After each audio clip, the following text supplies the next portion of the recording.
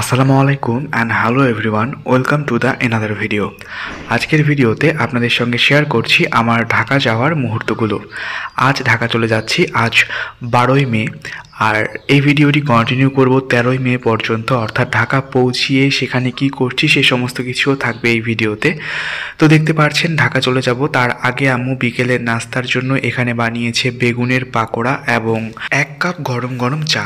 চাটি যেই কাপটির মধ্যে রয়েছে সেই কাপটি আম্মু সেদিন আমার জন্য কিনে এনেছিল বাজার থেকে। তো আম্মু সেদিন পার্লারে গিয়েছিল, আসার সময় একটা সিরামিক্সের দোকানে গিয়েছিল, সেখান থেকে আর কি কি কিনেছে সে সমস্ত কিছু আমি ভিডিও করে রেখেছি, সেগুলো পরবর্তীতে কোনো দিন আপনাদের সঙ্গে শেয়ার করব। তো ঠিক আছে, এখনকার মতো ক্যামেরাটা অফ করছি, একটু পর আবারও অন করব, সঙ্গেই থাকুন। এই তো ক্যামেরাটা আবারও অন করলাম। আর আমি কিন্তু ভয়েস ওভার ঢাকায় এসে দিচ্ছি।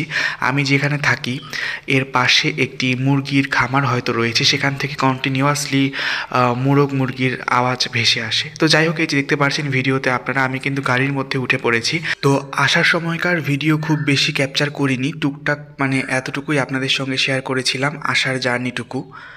এই তো এরপর ঢাকায় পৌঁছে গিয়েছি। আর ঢাকায় পৌঁছে দেখতে পাচ্ছেন আমি কিন্তু ভাত বসিয়ে দিয়েছি, ভাতের মধ্যে আলু দিয়েছি।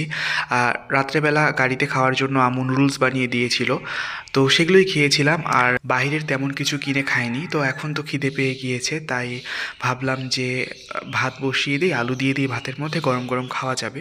তো এই তো এখানে ভাত হচ্ছে। আর ইতিমধ্যে দেখতে পাচ্ছেন ভিডিওটা কিন্তু আমি 12 তারিখে শুরু করেছিলাম, আর এখন 13 তারিখ হয়ে গিয়েছে।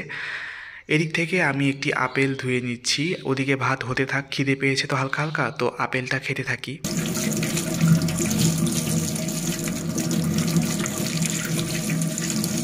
আর এই তো দেখতে পাচ্ছেন ভাত কিন্তু রান্না হয়ে গিয়েছে, আর আমি অল্প একটু ভাত খেয়েও নিয়েছিলাম আলু ভর্তা করে।